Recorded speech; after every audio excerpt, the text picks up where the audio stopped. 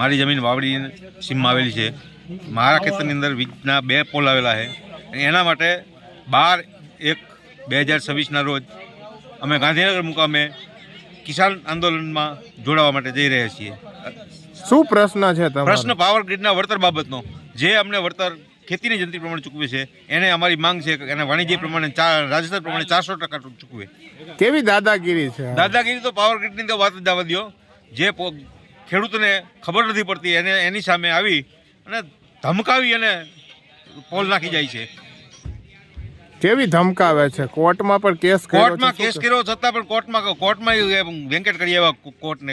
Court અમે બધા court જ અમે એમ દરેક ખેડૂતો 12 તારીખે જે પાવર ગ્રીડ કોર્પોરેશન કે જે હાઈ ટેન્શન વીજ લાઇન નીકળે છે એમાંથી જે 14 જિલ્લાના જે અસરગ્રસ્ત ખેડૂતો 12 તારીખ ને સોમવારે દરેક ખેડૂતો ગાંધીનગર જઈ અને ગાંધીજીના માર્ગે એક દિવસ જે કિસાન સંઘનું જે આંદોલન છે એમાં જોડાવાના છીએ. અને અમારી જે માગ છે કે જે વાણિજ્ય વળતર અને રાજસ્થાન સરકારે જે 400 ગણું વળતર આપેલ છે એ આપવામાં આવે.